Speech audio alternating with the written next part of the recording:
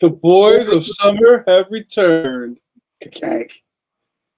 Yo, look, we made it again. Top of the world, Ma. We made it.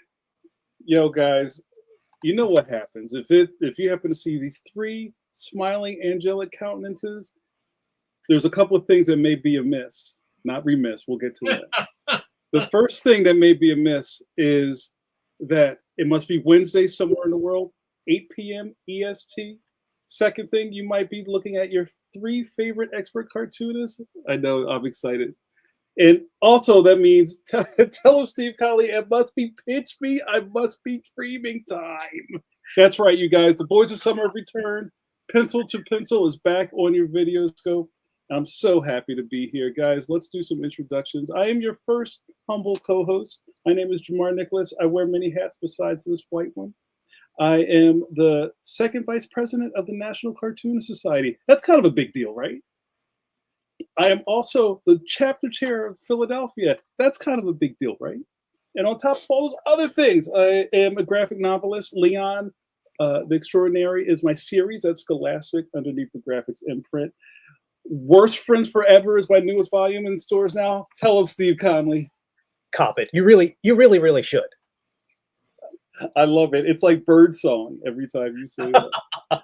Guys, I would be remiss if I did not introduce my co-host, co-conspirator, and co-compatriot. He is up for title contention. He beat Jake the Snake Roberts in a Texas death match last week in Texarkana. And he is looking at that World Heavyweight Webcomics Championship belt to go firmly around his waist. Please, you would not like him if he's angry. He is Stone Cold Steve Conley. What's up, Steve Conley? Gentlemen, it is so good to see you.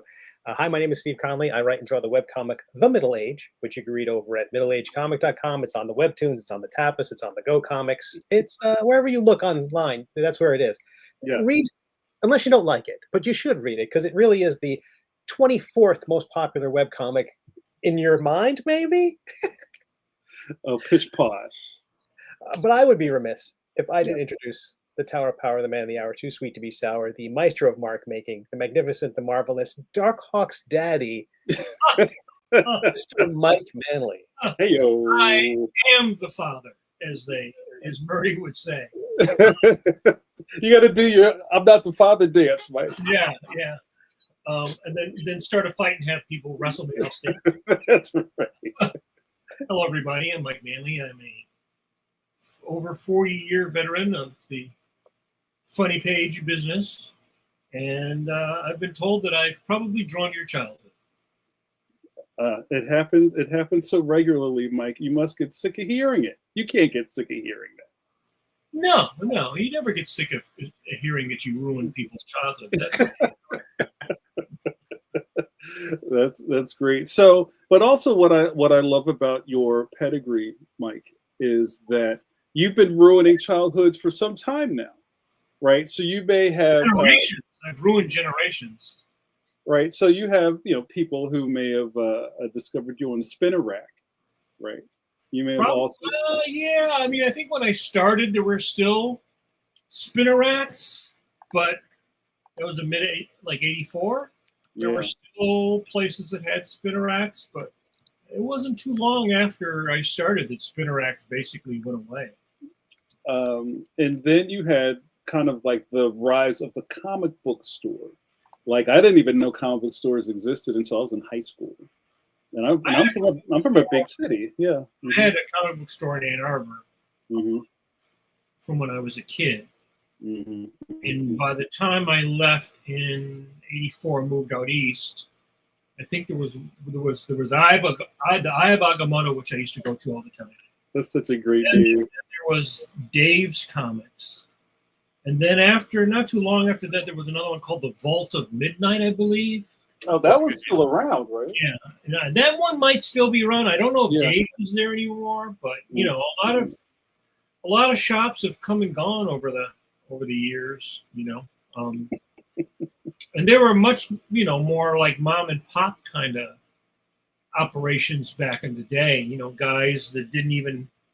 In fact, if I remember correctly, Norm, who ran the Eye, had an old-fashioned cash register. It wasn't all the fancy. There were no credit cards, none of that stuff. Yeah. So he can hit the button and it goes no sale. Yeah. It was a very different hobby back then. Our boy Paul Pate from YouTube. What up, Paul Pate? Paul Pate says, "When do you use comic book store or comic book shop? Is that tomato?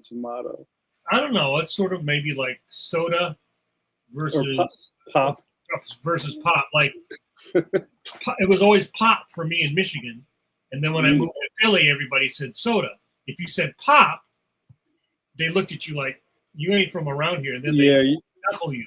Yeah, you ain't from around these parts, is you? I love it. And then just to finish where we're going with this. And then I know some people who just said they discovered you when you were self-publishing, which is another part of the Manley time continuum.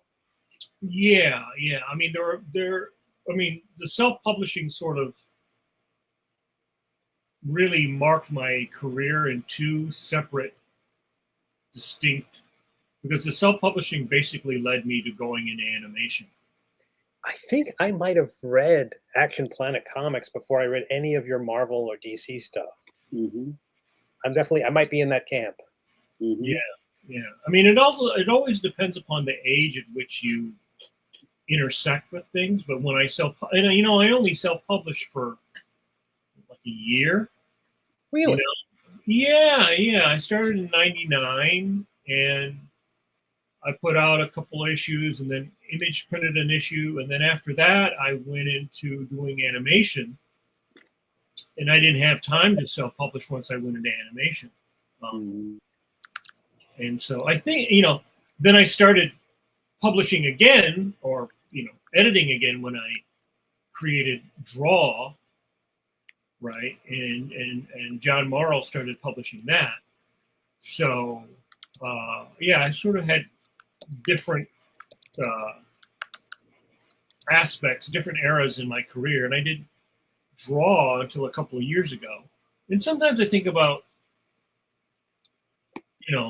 doing other books. I was thinking about doing a book actually on comics, about the, how to do stuff. Mhm. But I'm not sure it would be worth my time. You should call it that. Comics, how to do stuff. How to- I mean, that's why this podcast started, because I thought, well, the modern fan, the young people, although I don't know how many young people actually watch this podcast, but they would rather look at something than read something. Right? They would rather watch a video on somebody doing drawing than to actually look at a step-by-step in a book. Right? That doesn't appeal to them as much as looking at somebody sped up inking. So, you try to adapt to the times, but I still think that there's a lot of fundamentals that are better either taught in person or read. When you teach in person, it's more in depth. And the one thing about watching stuff, it really always depends upon who is making it and how well they actually explain what they're doing. Because there's a lot of stuff that can go on screen that they might not be talking, like stuff in the recipe that's not mentioned. Oh, by the way, I wash the horse shit off my hands before I start cooking, That's important. And a lot of people get really influenced by something because they see it and it's sort of like a magic trick. It's a magic trick. Yeah. Which is why I always tell people when they look at, there's a lot of stuff online, not a lot of good stuff. There's a lot of stuff, but not a lot. Like, you have to have the ability to sort of vet what the person is doing and whether what they're actually telling you is sort of universally valid or it's just their quirk, just their thing. It's like if you go to a school and you learn how to cook, if you go to a cooking school, yes, they teach you the real basics of how to do basic cooking stuff. How to chop stuff, how to boil water, how to beat an egg, how to do all this stuff, right? And then on top of that, you go more and more and more advanced, right? You want to go more advanced faster than they're able to go, right? Which is why people always ask you as an artist, well, how long did it take you to do that? Right? Because they think that if there's some sort of shortcut, they can skip. It's like magic, like a cheat code, right? Yeah, I always answer 30 years. Right. Right. I mean, and it's true. I mean, every day sitting at the board drawing is an opportunity to practice what you learn, what you know, but also the opportunity to improve what you know through practice, right? So a couple things are going on, right? You're practicing what you know, but you have the opportunity to improve what you know. And most people don't really think about it. They think, oh, you get to master status, and then it's just like you're, the ancient master just stroking your beard and but it's not like that. There are many days when it's actually very hard. If you care about what you're doing, you erase that face 7 times or tear up that sketch and start something over. And people they think, oh, you get to a level in which you never do that again. You're just like, it's like magic, you're just boom, boom, boom, boom. But every day, if you care about what you're doing, every day has periods of struggle. Well, and I think that's to make the new tastes of content. I hate that word. Is like everybody watches things for some reason, right? And now they stuff fast, right? On how but that kind of stand shifting always kind of shows who's really here for the long haul.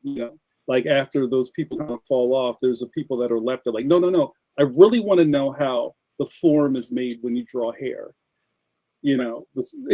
Oh, okay, that's what I thought it was. I knew there was something else to it.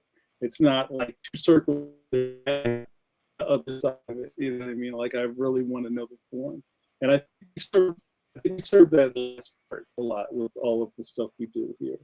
So, Mike, I want to thank you for your service.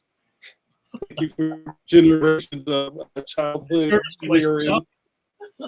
Yeah, well, that's for pencil after. And I really want to get going. Thank you guys so much for we have, hold on, let me clear the screen because I always have too much stuff.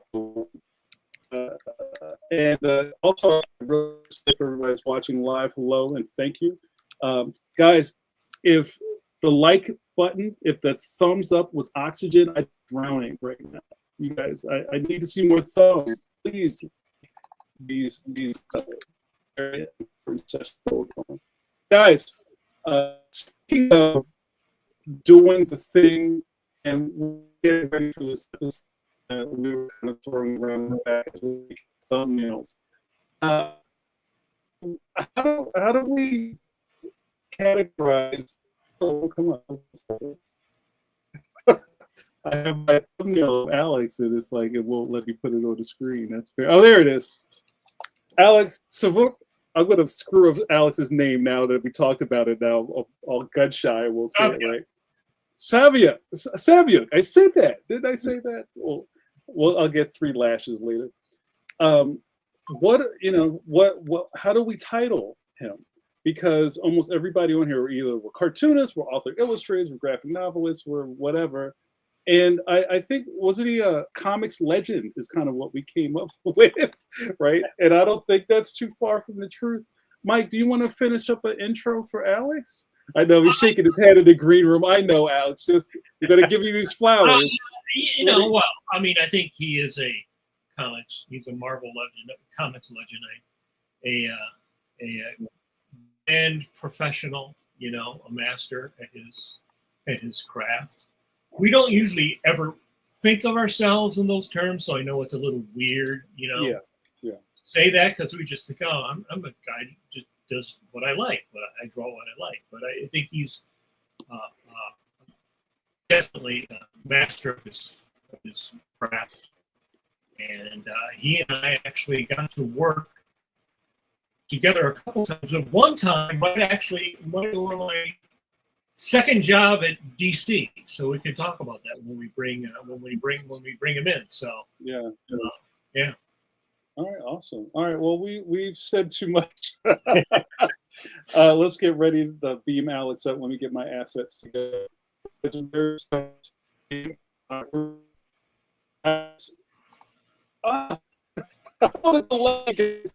about this. Alex, welcome to the show. I'm just gonna. I'm on some sort of 8-second delay. I didn't have a graphic and everything that didn't come up. But Alex, we're working live, you guys. What is going on? Oh, okay. Okay, here we are. Yeah, there was some kind of strange things going on in the background where it almost sounded like Alex, and I'm thinking, oh God, I hope the whole thing isn't going to be like that. That'll be really weird for the people. They're going to tune out. Yeah, I think Jamar's a little choppy. You might have to. Yeah, Jamar was choppy. Yes, I don't know what happened there. All right, I'm gonna leave and I'll come back. All right, guys, get started. Okay. So why don't you give us a little bit of your? We always ask, in the beginning, sort of like, what is your origin story, Alex, and how did you get into comics? Because a lot of people like comics, but 99.9% of people who like comics don't actually go on to draw comics. Well, initially when I got out of high school, or I should say, well, let me go even back further. I loved comics since I was a little kid. Did not see my first comic book since until I was 6, when my dad brought me home a Superman comic. But prior to that, when I lived in New York City, they had a lot of great newspapers which had great Sunday pages. Okay. The best one, I think, one of the best ones was the Journal American at the time. And on Sunday, it was a huge tabloid piece, okay, that folded out vertically instead of horizontally like the Daily News or the Post or something like that. And on that big vertical page, you had Prince Valiant. I mean, it couldn't get any better than that, to see that kind of artwork every day, every Sunday, even as a little kid, you know, and to find out later on, oh, wow, I think every one of those panels was 12 by 12 or something along that line. And he drew 6 of those and wrote the story. And of course, he probably had at least somebody help him letter it, maybe do a little background inking. It just seemed like unbelievable to be able to do that much work in 1 week. Okay. But at any rate, then you turn to page 2 on the inside. I think the top strip was Flash Gordon. Then you had the Phantom, and then you had Mandrake, all on the same page. Wow. And then after that, you had some good funny stuff like Ricochet and BC. And I mean, I loved it all. Okay. And then, of course, the Daily News had Dick Tracy. It had Steve Canyon. It had Dondi. On Stage by Leonard Starr. Not that the storylines really intrigued me as a little kid, but the drawing was amazing. Okay. And then my dad and we had black and white television. So I got to see Superman on TV. And, well, I'll say gray and white because there really was no black.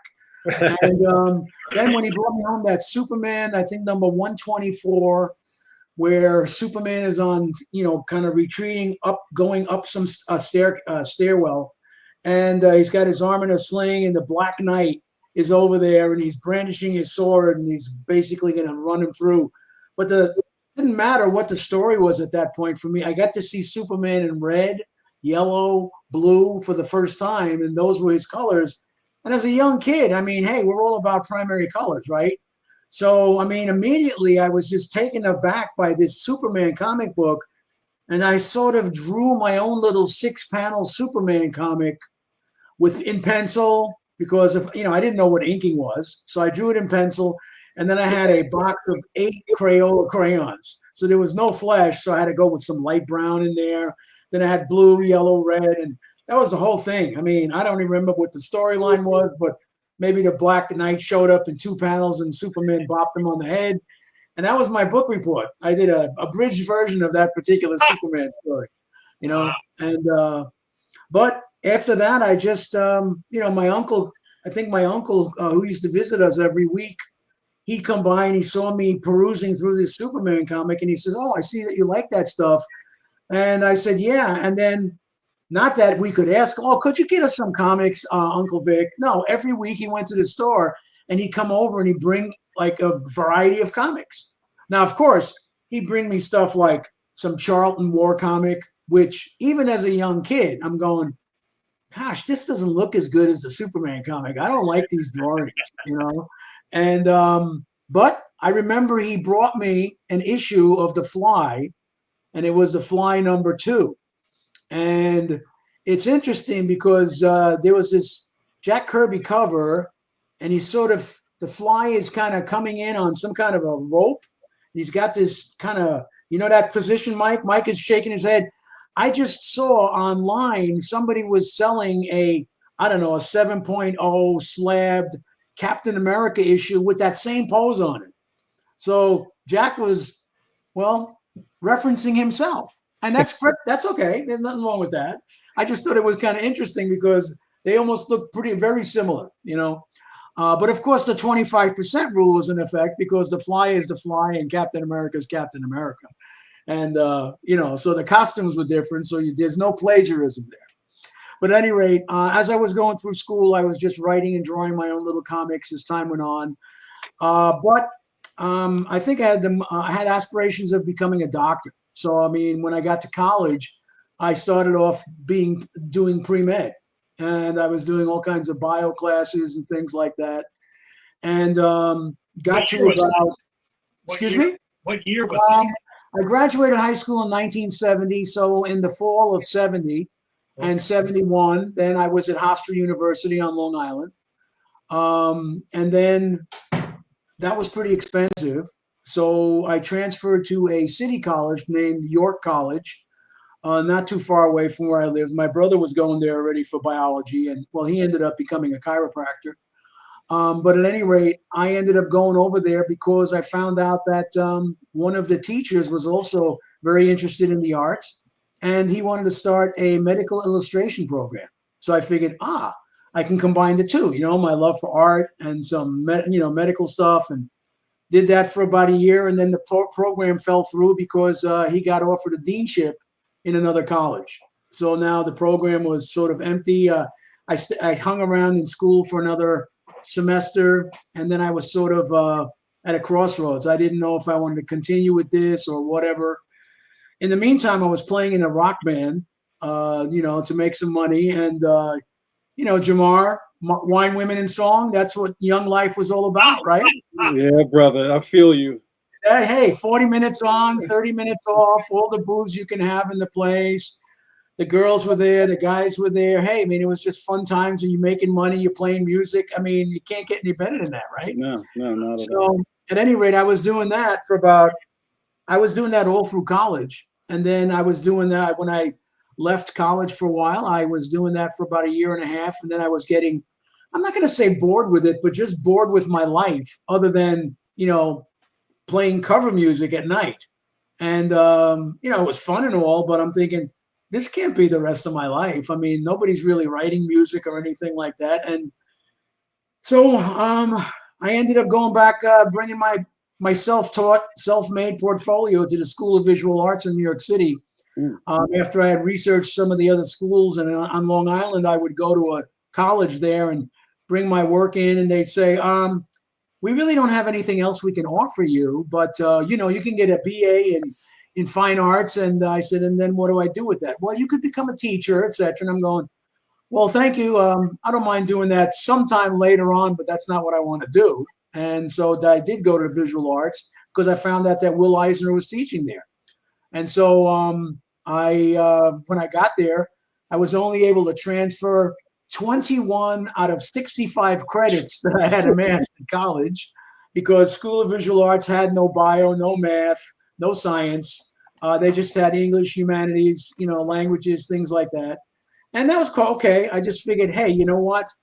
At that time, even though a lot of people were graduating college, and would have been nice to have a degree, sure it would have. But the fact is that you can have the nicest degree or degrees in the world. If your portfolio stinks, you're not getting any work, unless you want to get into that, as we talk about nowadays, like a self-publishing trend where you see where it can get you.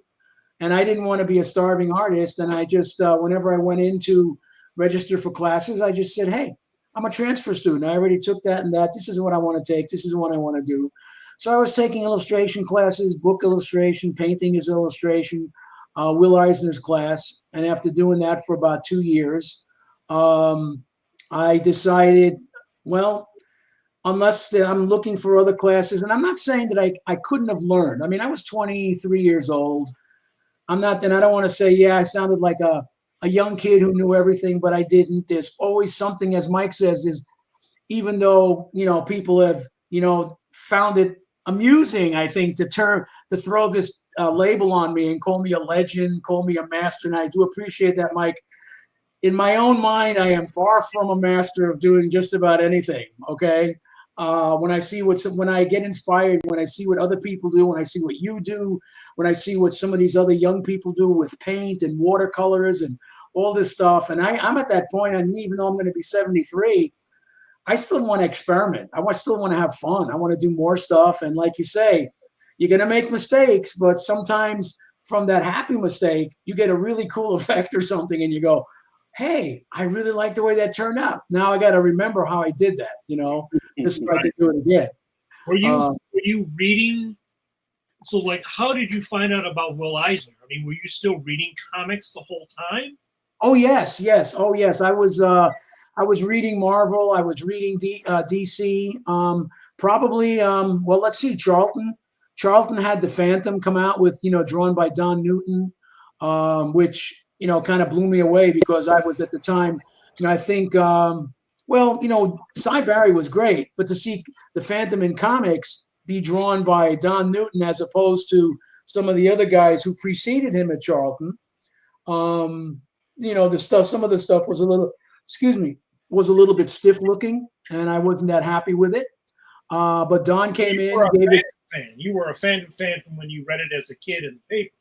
Oh, yes. Yeah, I was a big fan of the Phantom already from when I was a kid.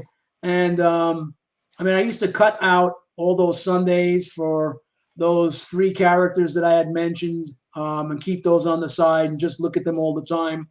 My dad came from Europe, as did my mom, and he was Ukrainian. And when we lived in the Lower East Side in New York City, he subscribed to a Ukrainian daily newspaper, and they had a Tarzan daily strip in there that was drawn, possibly even written by John Solardo.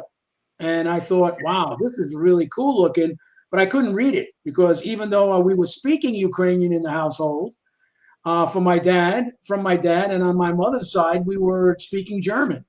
So, and I was learning English when my brother was going to school and coming home and learning. I was learning English from that. So I was, I knew 3 languages by the time I was 5. But I couldn't read the Tarzan strips. I had my father read it to me whenever he had the chance.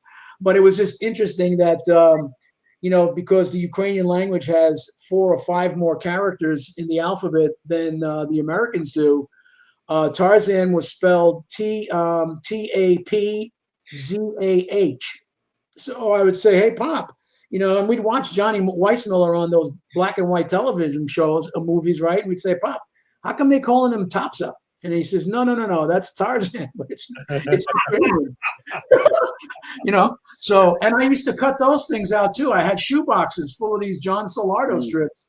Of course, in transit, as you're moving from one apartment to another, there's always something that has to go that doesn't make it into the truck or whatever, or the van. Is like, where are my Tarzan strips? Oh, well, yeah. So I don't have that stuff anymore. But anyway, I did 2 years at the School of Visual Arts. I will, without patting myself on the back, I will say that I was one of Will's better students because it was a 3-hour class once a week, and 1 hour was lecture and 2 hours was studio time. Studio time meant he'd walk around and he'd look at what you're doing, and if you needed help, he gave you help.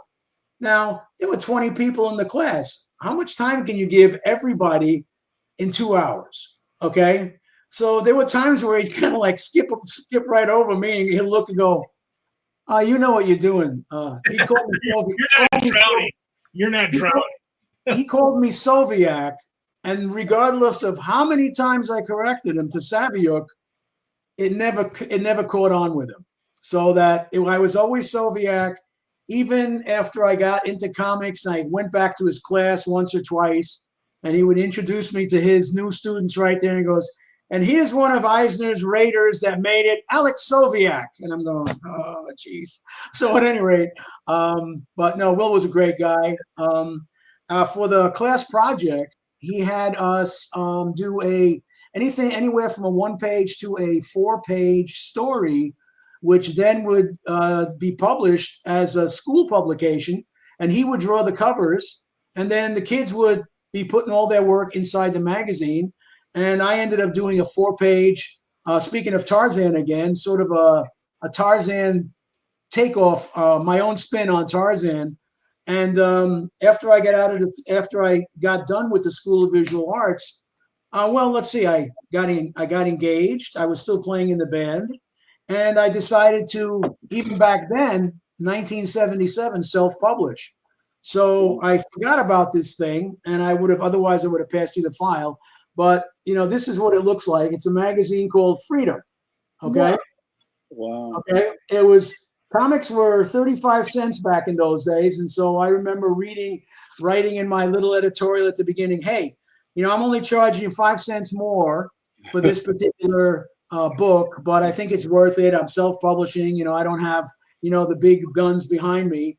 But I ended up drawing a 13-page story with this character called the Sorcerer, which I I did the writing and the drawing for.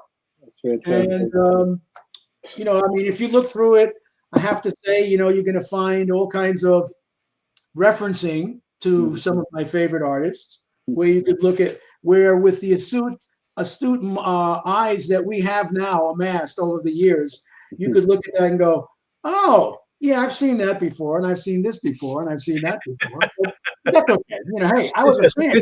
Gil Kane here. There's a Don Newton set of legs here, and there's a John Buscema and a Gene Colan over here, and I tried to modify it a little bit so it doesn't look like I just ripped it off completely. But I mean, those guys were all my heroes. The thing is, when I was first starting, it was DC Comics, and then I guess I was in the 4th grade, so I was 10. And one day from school, coming home from school, a buddy of mine says, "Hey, let's see what new comics came out." So we went to look. For some reason, there were no DCs that I needed or wanted at that time. But I had, get this, I had 25 or 30 cents burning in a hole in my pocket. I had to buy a couple of comics. Okay.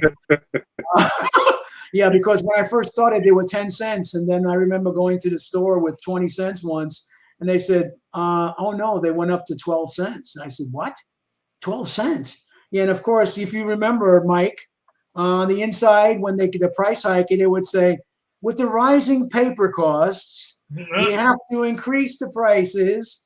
And there was that little DC mascot at the top with the dumb-looking face and smiling at you like, yes, give me your money because we need to publish.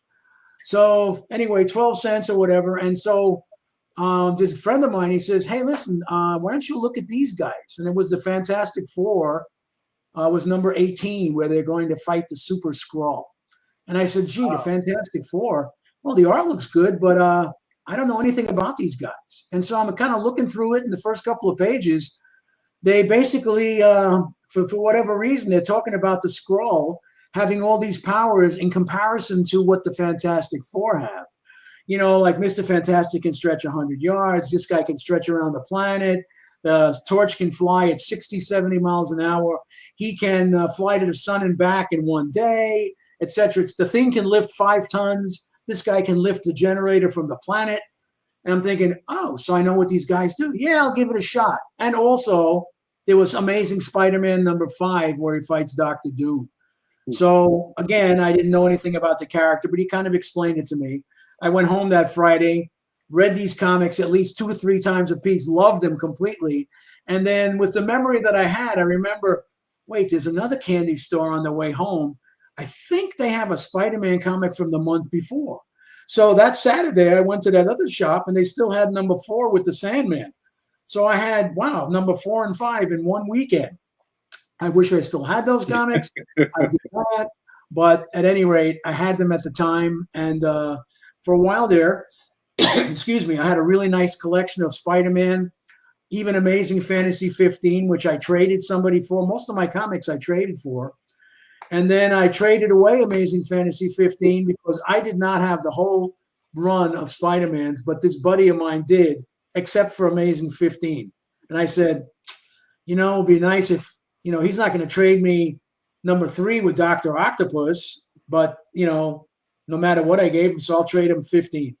And because I'm thinking at that time as a kid, well, this is number 15, but I have Amazing number 1, and that's number 1. Okay, I wasn't thinking about first appearances in those days, right? We didn't do that. We right. Thought about number 1s and getting the run going. Now I do still have that number 1 issue by all. I'll let you know that, which I happened to buy for a nickel across the street from my church, where they sold in a stack every week. They had a pile of comics, used comics for a nickel. If you had comics to sell to them, they were 2 cents a piece. You would then buy them for a nickel, as from the public. Every week I'd go in there after church armed with a quarter, and I'd come out with 3, 4, 5 comics that some of them were, Amazing 1, Fantastic Four number 3 and 4, okay, Submariner and the Miracle Man with the new costumes, Brave and the Bold 34, Joe Kubert, a bunch of those Brave and the Bold Hawkmans. I mean, some of the stuff I still have. I mean, it's kind of, boarded and bagged and in my bedroom closet, nicely air conditioned, away from prying eyes in the sunlight. And the thing is that, at my age, I want to think about not having to leave this stuff to my family to deal with. And I should have maybe had these things graded 10 years ago when they charged you $25 a book to grade. Now they want 10% of the value of the book. What? That's crazy. That's insane. I mean, imagine if you have a book that's 20 grand, you got to pay them $2 grand to grade it. Now you'll get your money back, but I mean, come on, give me a break. There's a lot of stuff about that aspect of the business that just makes no sense to me, But yeah, and I think when I started, because I'm younger than you, I think when I started, I think they were already 12 or 15 cents. Okay, how old are you, Mike? I'm 63. Oh, okay. All right, yeah. So you're 10 years younger than me. Okay. Yeah, so how about you, Jamar? 12. Jamar, how old, Jamar? Like what? 52. Okay, it's that white beard that made me think you might have been a little older. Yeah. Yeah. And Steve looks all of 35. So it's a rounding error. I'm 55. 50, are you really? Yeah. 55? 55. I bought my first comic. It was 35 cents. Oh. Yeah. At the same time that for 5 cents more, you could have had a copy of Freedom. I mean, come on. How did you get that printed? Did you know about? Because it's one thing to draw your own comic. Then it's the other thing to print your own comic. Right? Well, what I did was, at the time, the guy that I had traded Amazing Fantasy 15 to, he was also a fanboy wannabe science fiction writer and editor, and he created a fanzine called Space and Time. His name was Gordon Linsner. I think if you'd look him up on Google, you'd probably find that he was publishing Space and Time forever and a day. And at the time, I was since I was a sophomore in high school, I was submitting cover art and interior art to his. The first issue that I did work for was on a mimeograph, so it didn't look that great. But then he had discovered offset. Okay, and so then it was half offset, half mimeo, and then he went to all offset. So he had this printer lined up in New York, and when I wanted to get my thing printed, my wife to be at the time was already working in an advertising agency, and she had availability to stat machines. So I would make up these galleys for her that she would photostat into a reduced size of 8.5 by 11. And I would bring these to the printer, have the thing all kind of, made up. And I would have, let's say, 4 pages, really 4 pages on 2 sides. So this is a 20-page cover to cover. And there's really only, 5 pages that I had to pay for. So at the time, just for the paper, for 300 copies, it cost me $60. 1977. But I had to buy a lot more money in. Oh, it's a lot more money then than it is now. But still, if I would have wanted him to put it together for me, staple it the whole 9 yards, it would, I think, have been at least 100 or 120. So all I did was buy a long arm stapler and arm myself and, put myself in a room and start slamming away and folding those babies up. And then I just took them. I took out an ad in the Rocket Blast Comic Collector. Yeah. Okay, $25 for a 1/4-page ad, and I figured I'm going to do it. Now, mind you, I'm playing in the band, so I do have access to more funds than some guys that used to work for minimum wage, where they'd say, "Hey, I use that to, pay for gas money or something to get me to school," and I wouldn't have that kind of money to do this. So, I mean, I had to still dig deep and use my funds to get where I was going, and took out the ad. And then people were, I was telling them, I think it was something like 65 cents for shipping and handling and the book. So it was 65, and people were sending me quarters, nickels, and dimes taped onto a loose leaf paper in an envelope. So then I'd get this envelope and I jingle it and I go, "Oh, hey, yeah, the guy, I wonder how many he wants, So anyway, I had 300 made up, and I sent them out to various comic book shops. Actually, I sent one out to Bud Plant. I knew about him on the West Coast. I knew about Phil Stooling on the East Coast. Okay, So I didn't, I got a thank you very much rejection type letter from Bud Plant, but he wasn't interested. But Phil Suling called me up and he's interested and says, hey, Alex, I think your book is great. I'd like, can you get me 500 copies? Sure, no problem. So I knew that he lived in Coney Island, which was about 40-minute drive from me. But, he says, yeah, when you get it all together, just, here's my address, just mail it to me. So not knowing, first of all, I go back to the printer. He didn't know that, but I went back to the printer and printed up another 300 or 400 copies, I forget, and put them all together, got them in this box. This box was huge. It was like the size of my all-in-one brother printer thing over here, filled with, and I'm thinking, this thing weighs a ton. It's going to cost me a fortune to ship this. I did not know about media mail, but still, it was a lot of weight. So I called him back and I said, hey, do you mind if I take a ride over? And he said, yeah, no problem. So I drove to his house, and I'll tell you guys, that was the first time I'd ever been in anybody's house where they had, like 20-foot ceilings when you walk in. He had a staircase and the back wall that led up to the upstairs, but wall to wall framed, he had nothing but original artwork from all the greats. The guys are heroes. Jack Kirby, Steve Ditko. He had a Prince Valiant page up there. He had Will Eisner's Spirit page. He had Lou Fine. He had Mac Raboy. I mean, he had all these guys. I mean, Alex Raymond's up. It was unbelievable. I was just standing there with my jaw wide open and thinking, oh, my God, I couldn't believe it. But at any rate, we did our deal. I guess I gave it to him for half price. All right. That was the usual thing. And about a couple of weeks later, he was, I think, the father of the big comic book convention initially. And so he had a big show coming up in New York City. And that was, I think, around Easter time. And so I went to the show on that Saturday, and I passed by his table. And, he had 6 tables, actually. And my book was in the middle of one of them. And I asked him how it was doing. And he says, hey, yeah, people are, it's rendering some interest. People are liking it. I said, okay, great. I just left it at that because he wasn't elaborating any further. Right. And I, went around the convention, and then about a half hour later, I was paged to come back to his table. So I go back, and there's this older gentleman. I mean, I'm 24 at the time. There's this older gentleman who's probably my age now, shirt and tie, big smile on his face, thumbing through my book. And so Phil goes, Alex, hey, this is Saul Harrison, the president of DC Comics. And I said, oh, pleasure to meet you, of course. And he says, hey, this stuff is really good. He says, are you working? I said, no. He goes, how would you like to work for DC Comics? And I said, sure. What else could I say, right? So he goes, okay, protocol dictates that you get in touch with Vinny Coletta. He's the art director, which I knew because I was there the year before showing him my work. And he said they weren't hiring, et cetera, et cetera. So at any rate, I called Vinny, made the appointment. Didn't speak to him directly, but I made the appointment to see Vinny.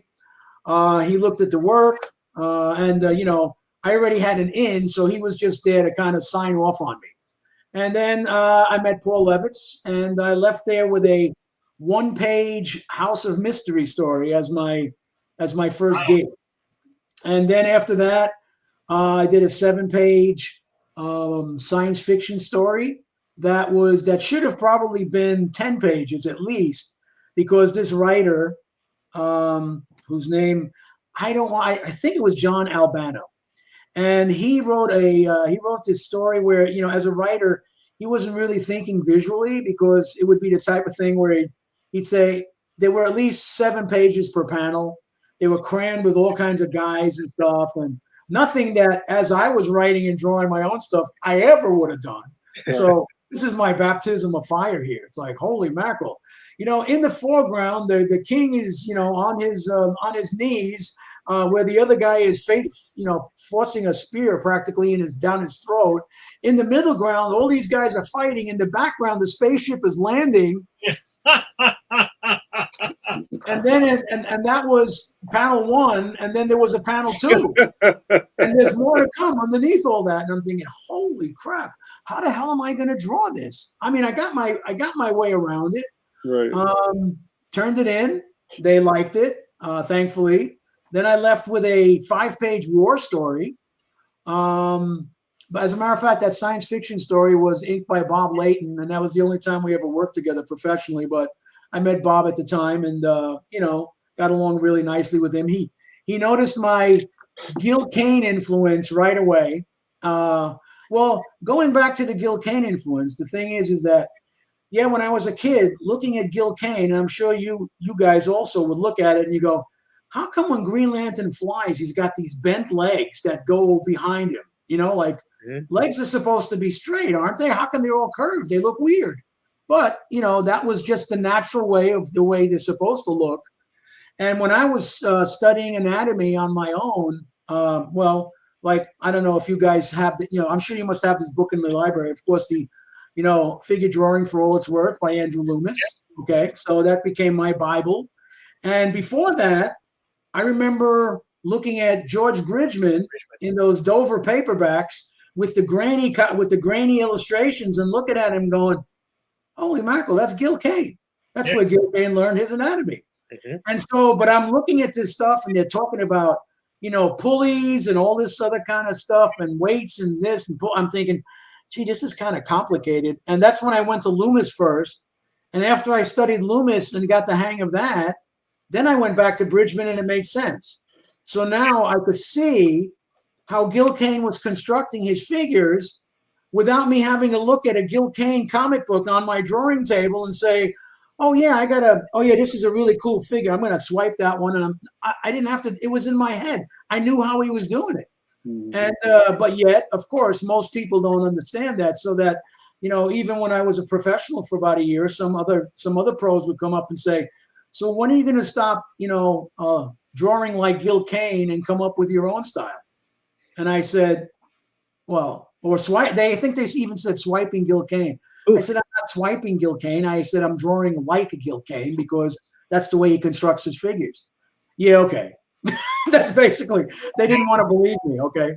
But at any rate, so after I did the war story, I had another 2-page House of Mystery story to do. And it was kind of a boring story, but I wanted to make it more interesting, and I didn't want to use, let's say, a 6-panel grid or a 7-panel grid type thing. And, that was I was a big fan of Neil Adams, as I'm sure you all were. And, Neil was doing all these angular panels and things like that. And I figured, okay, you know what, just to dress things up, I'm going to, change these panel sizes and things and just make things work. Have a head pop into a panel above it. And I, of course, had to do the balloon placement. And as long as that worked, it would read very well. Now, the editor was Murray Boltonoff, who was a real old timer. And when Murray looked at it, he goes, what the hell is this crap? I said, I'm sorry? He goes, I don't know where anything's going, where one thing's leading to another. I said, well, it does follow from left to right, Murray. And, if you follow the word balloons, I don't want to hear it. And he just said, step out of my office. And I stepped out of his office. He goes, I got to show this to Vinny. So he goes down the hall and the door closes. And, all of a sudden I'm hearing, that old muffled thing coming out. Like if somebody's talking to you at a mask at a convention. And I'm going, oh, geez, somebody's going to rip me a new one here once they come out. And so Murray comes storming out of the office with the 2 pages, walks right past me without looking, slams the door, and I'm standing there going, okay. And then Vinny sticks his head out of his office. And he goes, hey, kid, come in here. I said, Vinny, look, I'm really sorry. Don't apologize. It looked great. How would you like to draw Green Lantern? I said, well, what happened to Mike Grell? Don't worry about Mike Grell. He's doing something else. Would you want to draw Green Lantern? I said, sure. He goes, hold on a second. Let me go tell Julie Schwartz that you're here. I told him all about you. I said, okay. So he goes in, he calls me in. He goes, Julie, this is Alex, the guy I told you who's better than Gil Kane. I said, no, please. He goes, so Julie doesn't say hello or anything. He goes, what makes you think you can draw Green Lantern? And I said, well, I like Gil Kane a lot. And I understand how he draws. And I love Green Lantern. He goes, okay, well, draw me a couple of sample pages of, how your style and how you would draw Green Lantern. I said, and bring him back and, whenever you have him done. So I believe this was a Wednesday. Yes. And I think on Friday, I did them that afternoon and Thursday, just basically flying poses, a couple of constructs with his ring. And I brought the stuff in on Friday, and he goes, well, okay, let me look these over and go inside, have a cup of coffee or whatever, and then I'll call you back. I said, okay. So I went in the bullpen, and I can't remember who was sitting there. Maybe Tex Blaisdell was inking somebody's stuff, whatever. But about 10 minutes later, somebody sticks their head in the bullpen door and says, Julie Schwartz wants to see you. So I walk in, and he goes, okay, so here's a Green Lantern 100 script by Denny O'Neil. You'll find that it's a really good script, and you're going to really enjoy working on it. And it's like, okay, sounds good to me.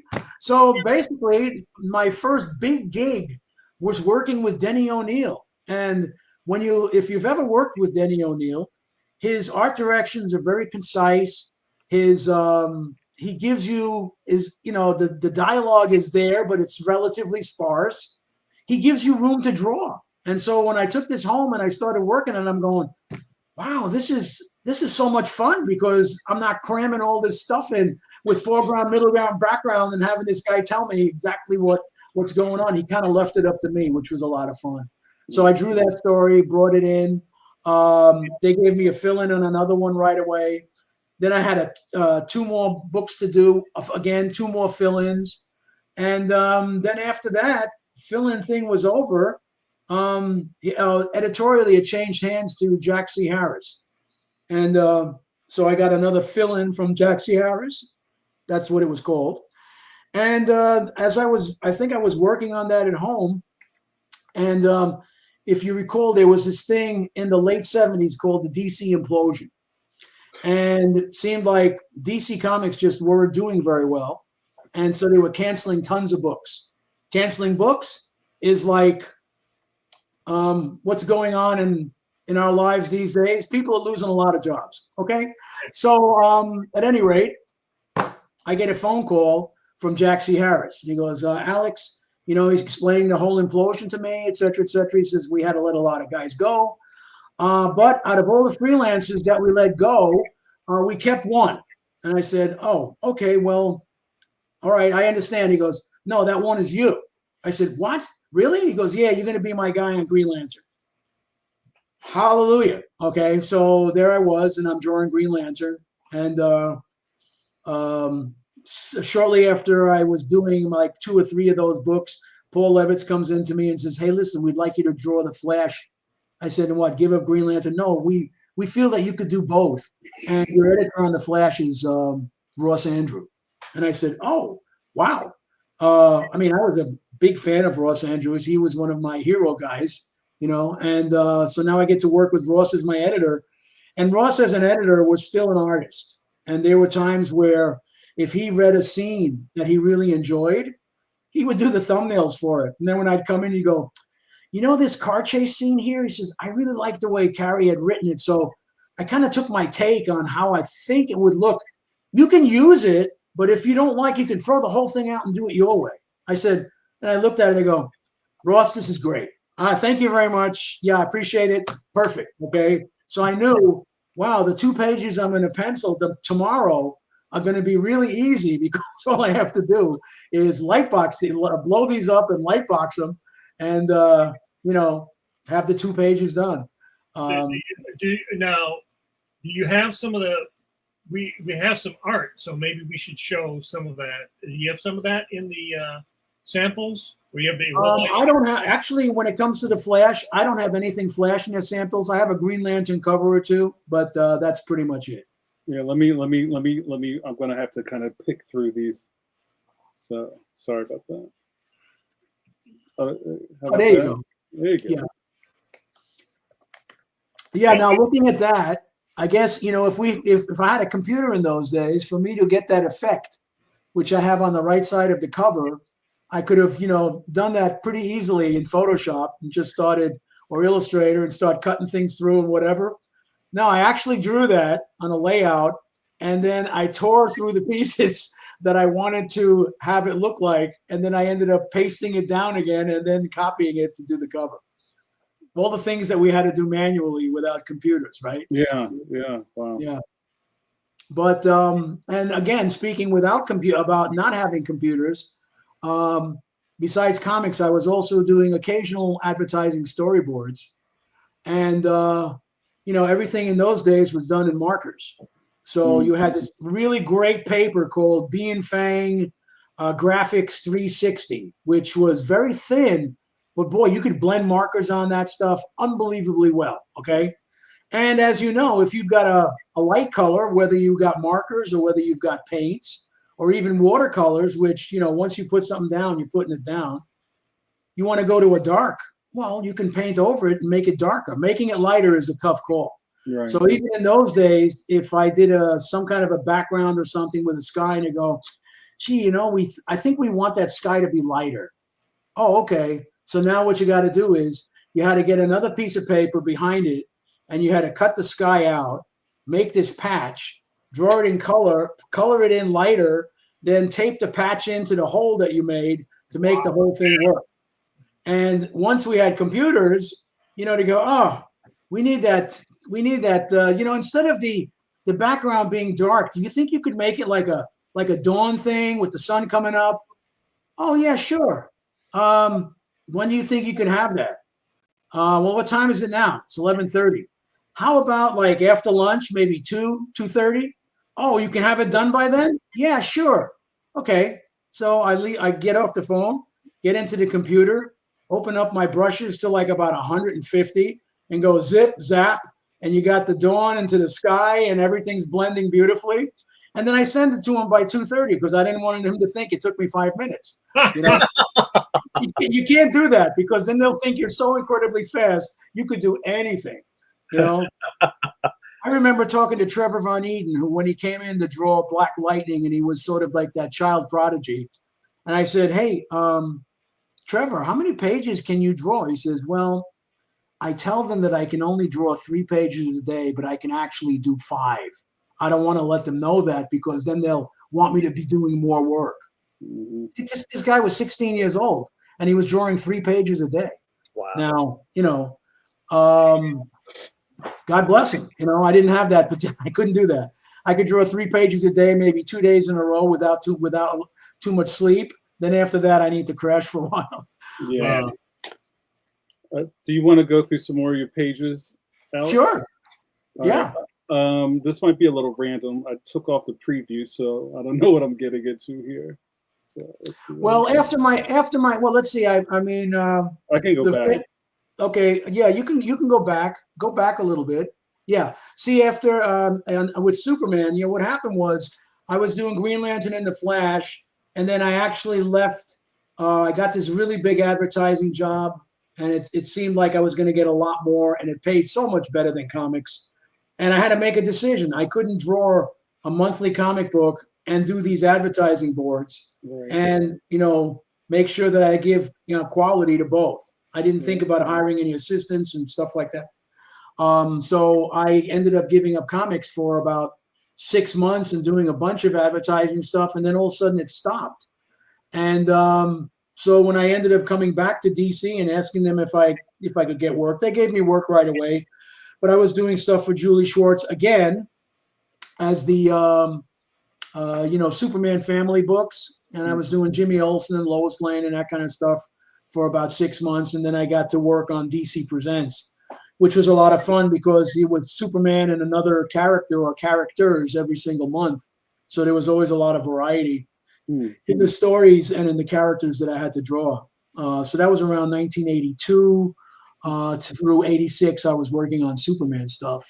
But then in 86, in 85, late 85, about November, everybody that was working on Superman, the writers and the artists, all were invited to a lunch by the higher ups, Jeanette Kahn, the president, Dick Giordano, vice president, and a couple of others, Paul Levitz. They invited us to this lunch, and we thought, oh, they're going to praise us for all the great work we're doing on Superman. As it turned out, they praised us, but they also said that the sales on Superman were dwindling rapidly. And they were going to be changing, the creative teams. Marv Wolfman was coming in to write. Jerry Ordway, John Byrne, of course, was going to be the staple of the Superman universe. Dick Giordano was going to be inking him. And so, but don't worry, we're going to have lots of work for you guys, in the DC Comics company. So this was November. I think I had 2 or 3 more jobs. In February of '86, I turned in my last Superman story in an Action Comics. And Julie said, hey, I've got one more Superman story to, in my drawer here, and I owe it to Kurt Swan. I said, oh, yeah, no problem. He says, go see the freelance coordinator. And, it was Pat Bestian at that time. And, see what she has for you. Well, unfortunately, she had nothing for me. And, but as luck would have it, when I was living on Long Island and going to this one particular high school in a town called Floral Park, the town next to me was called Belrose.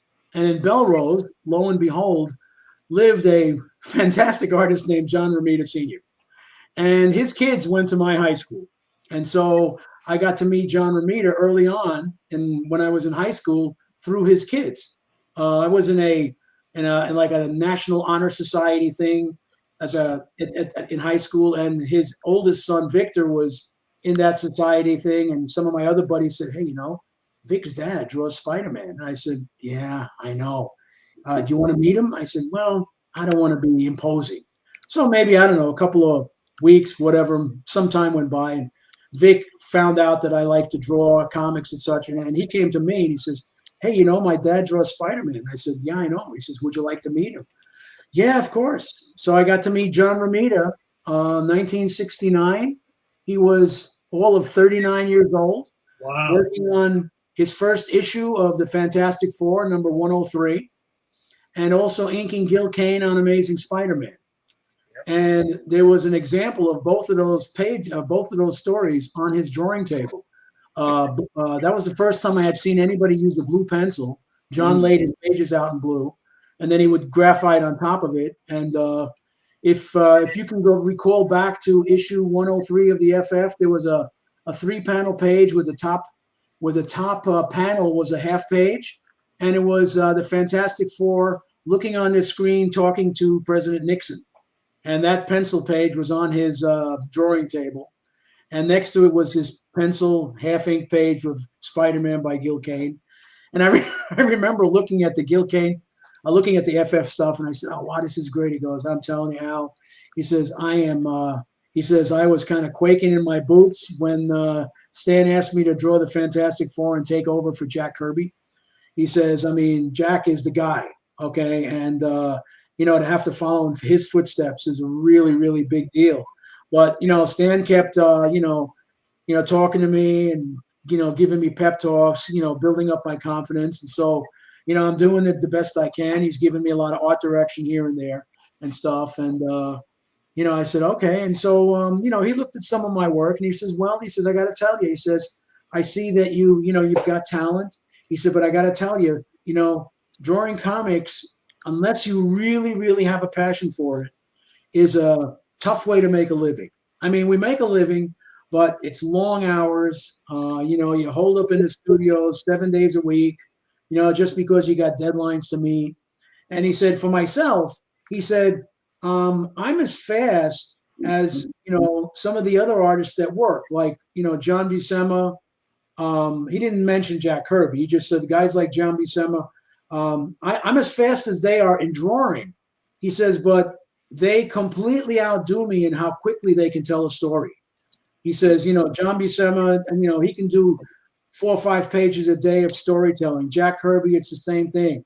He says, Jack Kirby was amazing. He said, we would have cubicles in the in the offices, and he says we'd walk in, and there we'd look in Jack's cubicle, and we could see this shadowy figure sitting at the board and surrounded by a cloud of smoke, because Jack used to smoke these cigars.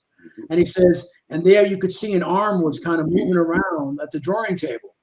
And so we would say, oh, Jack's working. And then, lunchtime would come and Jack would leave his cubicle, and as he left, the trail of smoke would follow him out of the cubicle. And then we'd look at the drawing board, and there would be 2 completely finished pages of pencil, regardless of what he was working on, FF, Avengers, anything. And he says, then Jack would take a 2-hour lunch, come back, fill the cubicle up with smoke again, and then he'd leave at around 6 o'clock, and there'd be 2 more pages of pencil on the drawing table. And then he would leave. And then, I guess, he probably figured, and when you thought about it, back in those early days, I mean, I didn't know how much people could draw, but when I saw, geez, that was the month where the Avengers and the X-Men came out. Jack Kirby drew both of those books. He drew the Fantastic Four, and he also drew Thor. When you think about that, that's like 83 pages of artwork or something like that, 73 pages, plus the covers, plus he was doing covers on some of the other books. So, I mean, I don't know. You don't know exactly what somebody say, oh, Jack could draw a book a week. He could probably draw 2 books a week because, depending upon how quickly he would get that little pittance of a plot from Stan Lee and say, hey, Jack, we're going to fight Dr. Doom for 3 issues. Okay, take it away. And Jack would do his thing and, put all of the stuff in the margins and, basically tell the story. And then Stan would go in and dialogue it. And, at one point I remember seeing Xeroxes of uninked pages of Jack Kirby from various books like the Fantastic Four, Thor. And you'd go, well, gee, why are these unused pages? And they were beautifully drawn, but finding out later that they didn't fit Stan Lee's vision while he was, looking at the artwork, we would say, Jack, these 4 or 5 pages, this thing doesn't work for me here. You're going to have to redo it. And that's why they ended up getting redone. I never asked the magic question, well, did Jack get paid at least for the ones that redraw? Because, in comics, we didn't get paid to redraw anything. Right. If Jack had some kind of a deal. But I always assumed that he had a contract. Deal, that he had a contract that basically guaranteed him so much if he did so much kind of thing. Well, I remember when I first got to college at Hofstra, my English professor was very liberal, and he wanted us to do an essay on something that's relevant in our society. And so I said, oh, and at the time I remember that was after Denny O'Neil and Neil Adams had done their, all their Gil Kane, Green Arrow, Green Lantern stuff. And that was pretty relevant stuff, about drugs and the whole 9 yards. And I ended up writing an essay about the relevance of comic books in our society. And it just so happened, as I was preparing that in the New York Times magazine that one particular weekend, 1970-ish, there was a story about Jack Kirby and about comics. And it said that at the time, 1970, Jack Kirby left his $30,000 a year job at Marvel to go to DC and create all the new worlds that he created, the Fourth World guys. So, I mean, at that time, I remember my dad was working in, as a contractor, and my brother and I would sometimes help him do his books because he had his own company with 2 other guys. And, geez, my dad was giving himself and the guys $5 an hour. This is 1970. So, and he'd work overtime, but there was no overtime. He'd just work a lot of hours. And at the end of a year, he'd make like $12,000 or $13,000 working his tail off. And I'm thinking, wow, Jack Kirby's making $30,000 a year to draw comics. How cool is that? But I mean, he's Jack Kirby. And then found out later on that John Buscema, for the value that he had to Marvel, he was the first artist of any kind to sign a 5-year deal for $500,000. So he was making $500,000 a year to do whatever Stan wanted him to do, whip it out. That's when he was doing, 5-6 pages of breakdowns a day just to keep cranking that stuff out. And when you think about the genius of John Buscema, you look at those Conan pages, and there's 2 panels on a particular page, but there's about 60 horses in those 2 panels. Guys are on there with swords, brandishing swords. Conan's hacking guys away and stuff like that. And somebody told me that they asked John, how do you construct these panels with all this stuff going on? And he says, well, I kind of see it in my head, and then I just start drawing individual lines across the entire frame, compositionally where I want to put stuff. But that doesn't help me draw a horse, though. You know, I mean, but I guess that's the way John Buscema worked. But well, also, guys like both Buscema and Kane also did a lot of sketching and drawing and warming up and practicing. Oh yeah, right. You know, they're not the guy. There are some artists who only draw what's on the page. They Right. don't draw in sketchbooks, and they don't work when they're not drawing an actual comic. But those guys actually they were like, you know, judo masters. They were always practicing drawing. Right. Now, going back to what you said something earlier, before I was introduced about, you know, being a master and making mistakes, and, you know, you might try to erase that head 7 times in order to get it right. And that reminded me of a story that John Romita Sr. had told me once, where he said he was in his office and he was working on whatever, the beginning of this one particular story page. And he just couldn't get it right. He just couldn't see that first panel. He was just doing stuff, crumpling it up. The waste paper basket was full and it was overflowing. And John Buscema happens to walk by his office and he looks in and he goes, Johnny, what the hell is that?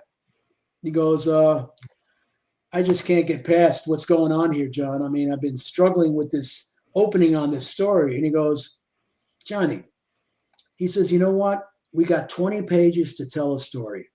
Not every panel is going to be a Michelangelo. Okay? We move the story along from panel to panel. There's going to be some that are knock your socks off. There's going to be some that just kind of get you into the next panel. But what you're doing is you're wasting time here. Time is money. You could have knocked out 2 pages already. Hey, come on, cut it out. So that's John Buscema. You know, he had his thing. I remember reading an interview where he said somebody asked him what was his work day was like, and he said, I start at 7 and I finish at 5. In those 10 hours, I usually draw 3 pages of full pencils.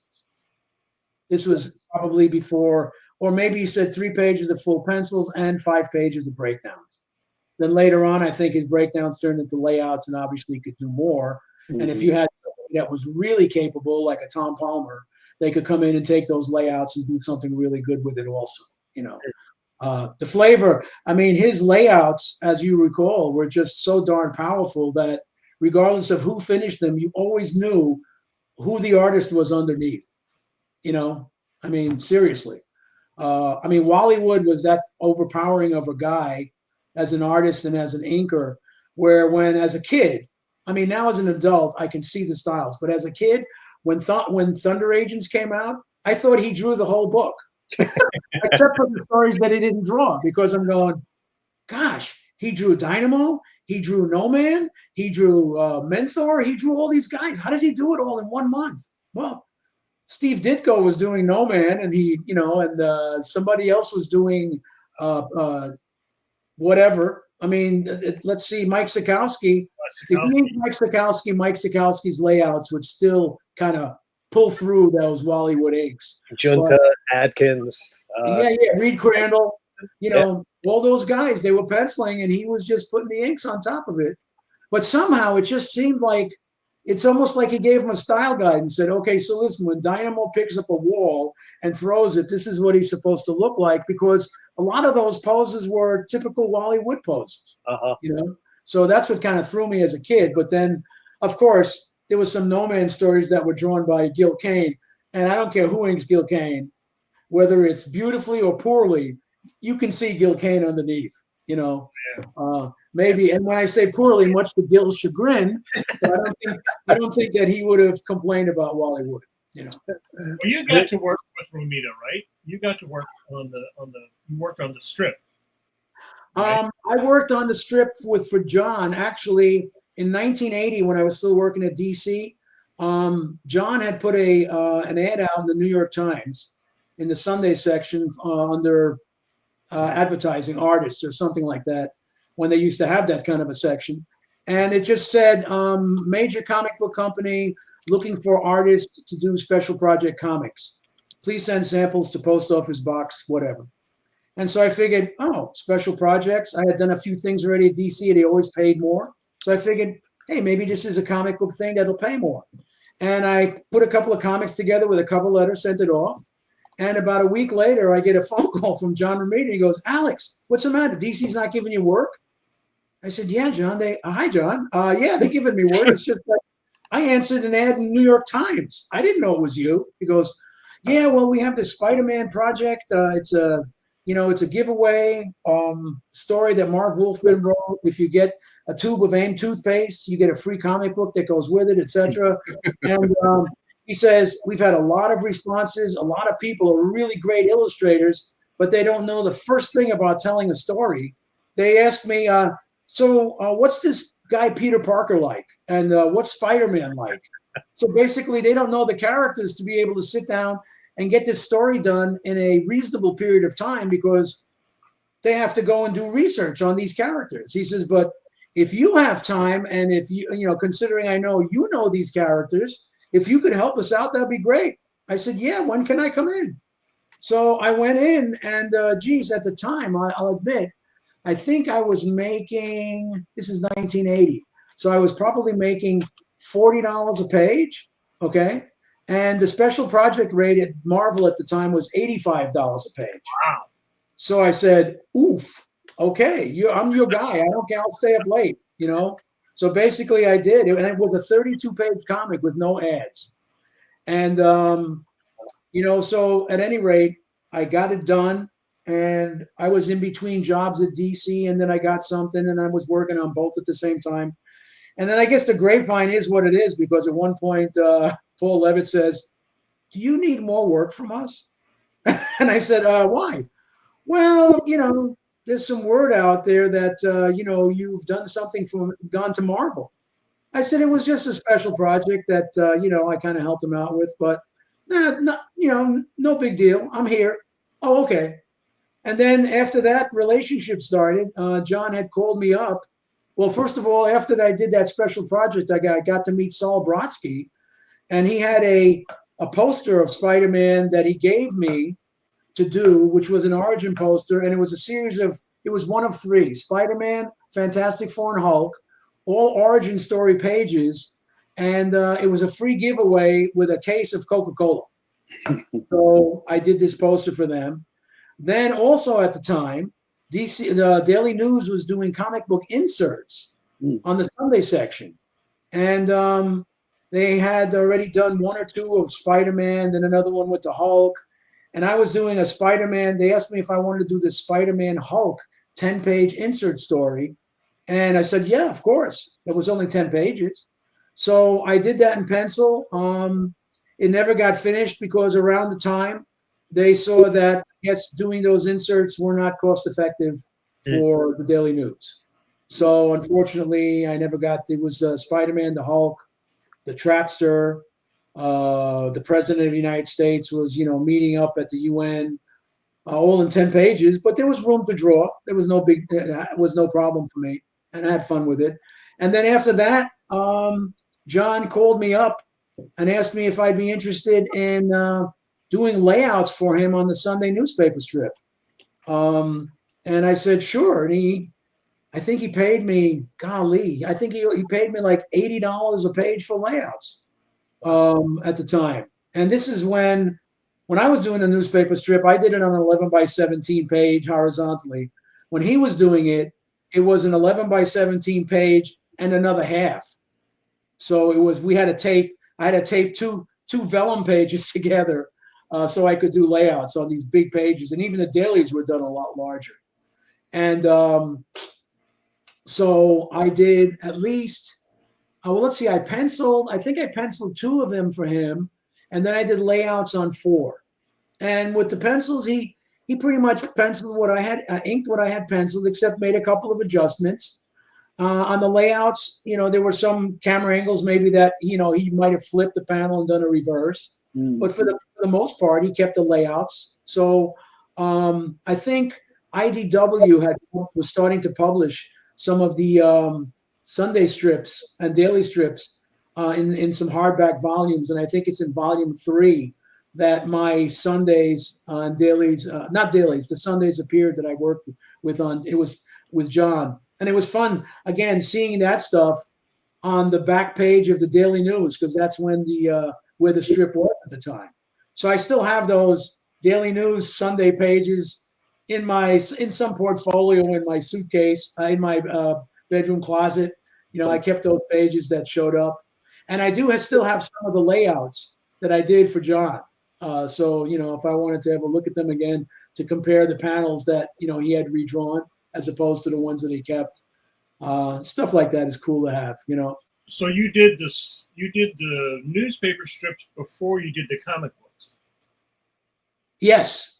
I did one special project comic, and then I did a couple of newspaper strip layouts, uncredited, for John. That was around 1981. And then I didn't get to do the actual newspaper strips until 1997. But to just backtrack before the newspaper strip, in 1986, when I turned in that last job for DC Comics, I called up John Romita right away downstairs, and I just said, John, listen, DC doesn't have any work for me. Do you need anything up there? I mean, I'm working paycheck to paycheck, and I got a family. Yeah. And he says, yeah, come on over. He says, we need fill-ins all the time. You could probably make a living doing fill-ins because most of our guys are so darn late. We always have to stick a fill-in or two in there. I said, okay, great. So I had Xeroxes from the last job that I had done. And I just walked across town from DC to Marvel in New York City, and I met with John. It was easy access at the time. Just had to let him know I'm coming. And we met, chatted briefly, and he just said, yeah, leave these Xeroxes here on my table. Editors are coming in all the time saying, hey, John, you got anybody? I need somebody. I remember that was a Tuesday. And by, I think it was Thursday, I had gotten a phone call from an editor named Mike Higgins. And he asked me if I'd be interested in doing a fill-in on an Iron Man book. And I said, sure. I had plenty of time to run to my comic book shop and pick up like the last 6 issues of Iron Man just so I could see what the heck is going on. I mean, hey, as artists, Mike, I'm sure you're the same way. You'd rather have more reference than too little when you're doing a project, I was just doing that today, actually. I was drawing the Jungle Patrol and the Phantom. Mm-hmm. And you're trying to do reference. And you know how it is when you're looking for reference. Okay, you got this side of the building, but not that side of the building. Or you got the top of the building, but never the bottom of the building. Or you're like, the part you need is covered by a truck. And so you're like, I spent probably 40 minutes today looking for reference because I've drawn some stuff, and you worked on the Phantom too. It's like, when you work on a character like that that's been around a long time, you might have to draw a character that was in a story or something that maybe you've never drawn that building before. Like right. You've never drawn that character before. And then you are looking for reference, and everybody drew it, but they are all referencing that one shitty drawing that everybody else referenced. So it's just like 5 generations of some shitty drawing that somebody, and then I remember I was talking to Tony DePaul today. Yeah. And I said, actually, when I was working on Batman, that was a problem, especially at that point, because all the books are tied in. Right. So at some point, they actually said, okay, we're going to draw a map of the Batcave. Right. And we're going to draw a map of Wayne Manor. And this is where everything is. Every time these books are all tied together, right. I got to draw something, or Nolan or Blevins or whoever's drawing stuff, and it looks different. Right. It's a nightmare. Oh, yeah. I remember they did the same thing with Peter Parker's apartment way back when. I think it was in an annual. All of a sudden, they had somebody draw some kind of a schematic of Peter Parker's apartment. And so when I was drawing, eventually drawing Web of Spider-Man, I was using that, as a blueprint, with the poster in the top of the couch and, where the bedroom was. And that even followed through into the strip, because Stan Lee wanted to keep the strip looking the way it looked in the 80s. He didn't want to modernize it to that point. He wanted, because now at this particular point, I haven't read a Spider-Man comic in a while. But I mean, they've gone through so many, iterations. Peter was married to Mary Jane. Then he wasn't married to Mary Jane. Then they, who the hell they were. Then, Peter ended up being a clone. I mean, I don't know what the hell was going on after a while. Okay. But, Stan said, no, we're keeping our universe in the newspaper the same. And even though once we tried to change it, where we went backwards and we had Peter and Mary Jane still as high schoolers and they just started dating, I guess there was enough fan rebuttal that said, hey, we don't want this. We want them to be married. So we finished that storyline. Then we had to go back to what we were doing. And that was fine by me. It's like, okay. So how did you get so you got the strip, helping on the strip first, then the comic, and then working on the strip yourself? How did that? Yeah, what happened there was I had a contract with Marvel. Once I started, I was doing fill-ins and stuff. One of the fill-ins not a fill-in, but initially I was doing a couple of things. There's one of the pieces of artwork that I sent in to you was a cover of Defenders of the Earth. All right, I'm on it. Give me a second. I'm just keying it up. All right. Well, anyway, the Defenders of the Earth was something, a licensed project that they gave me because they had the cartoon on television. Right. And, they said, hey, how would you like to draw this book? And I said, wow, the Phantom, Flash Gordon, Mandrake. Can't get any better than that. And, of course, if you've worked on licensing projects, they give you a stack of stuff that's about the size of a yellow page. Okay. And right. So anything you needed to draw was there, which even though it was intimidating to have this big pile of paper, hey, it was great because there was no guesswork. They gave you, angles of everything from what it looked like from this side, from that side, the whole bit. So it was a big help. I ended up doing 5 issues of this. I did all the pencils. Fred Fredericks did the inks. And Fred Fredericks was still penciling and inking, maybe even writing the Mandrake strip in those days. Yep.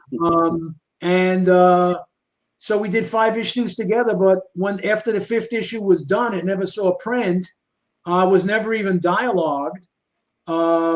They said the book got canceled just as I was working on that 5th issue. And as it turned out, I think in the 4th issue, there was a 2-page origin of Mandrake, which they weren't that familiar with. And I said, well, I saw the origin of Mandrake on the cartoon recently. I could probably just plot that out and draw it. Well, that's great. So they liked what I did. Then, of course, what happened was on that 5th issue, they gave me 6 pages of plot, and then they gave me basically a big paragraph of key points and said, well, you're good at plotting. You can go ahead and plot the rest of this out and draw it. And I said, what? I said, I plotted a 2-page origin of Mandrake. You want me to plot the rest of this? Now, I didn't get paid for the plotting, and I didn't get plotting credit.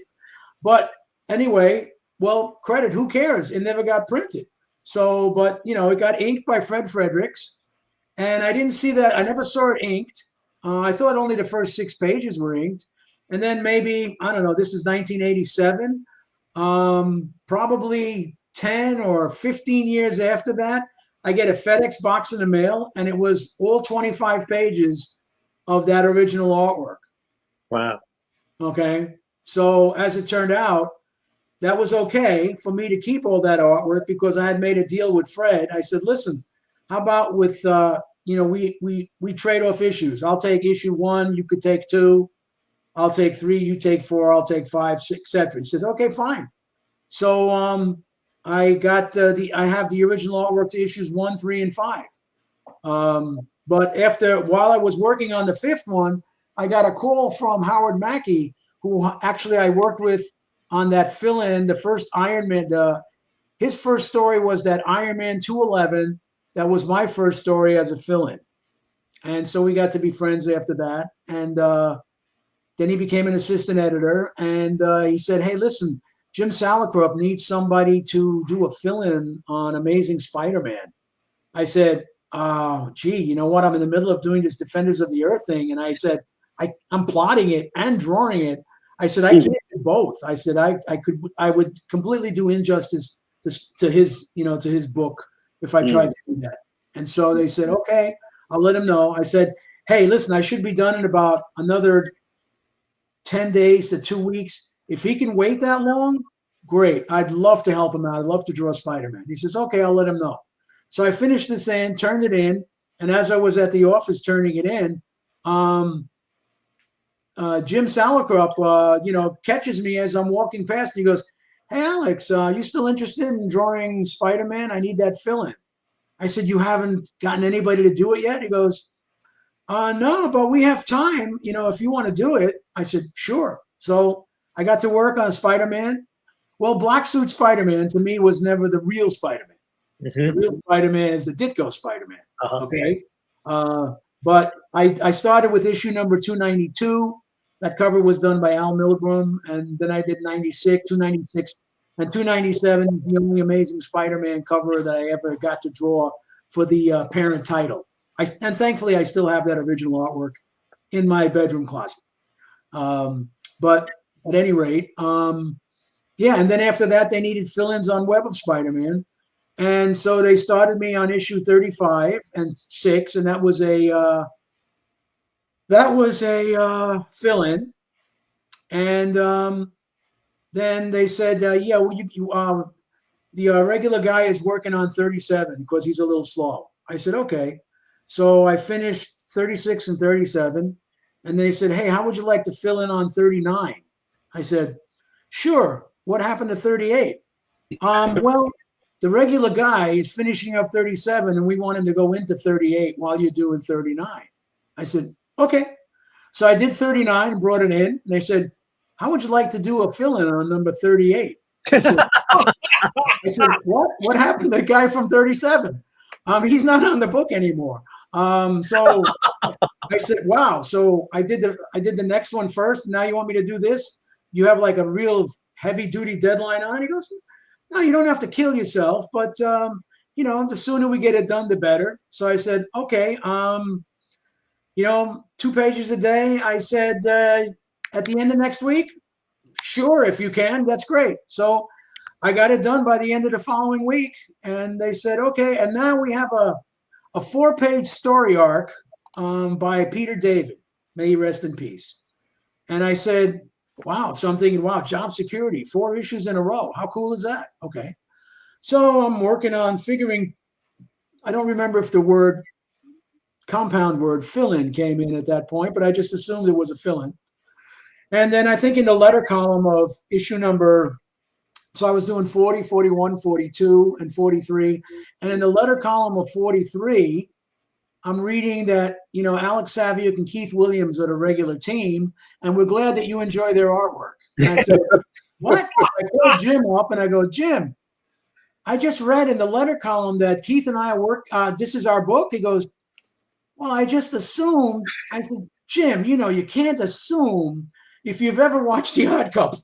I said, and he started laughing. And, I said, yeah. He goes, no. He says, with all the films that you were doing, I just figured you knew that you were the regular guy. I said, well, I can't take anything for granted.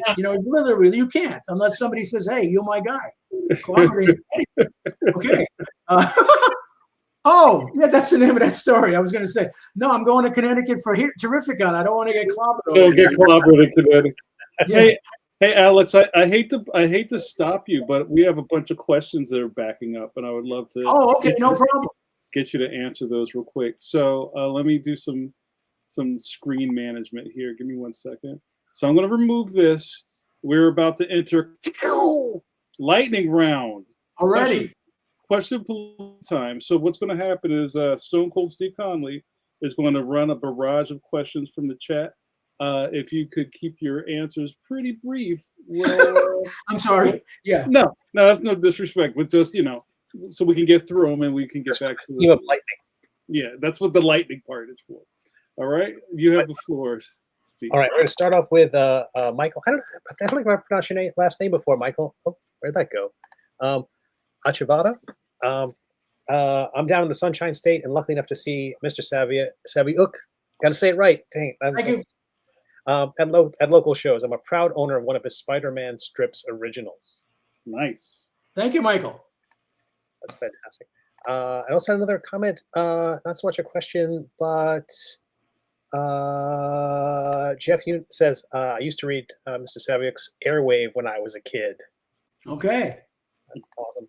All right, Paul Pate on YouTube. Alex came up right down the road from Billy Joel. Ever run into him in your local music scene?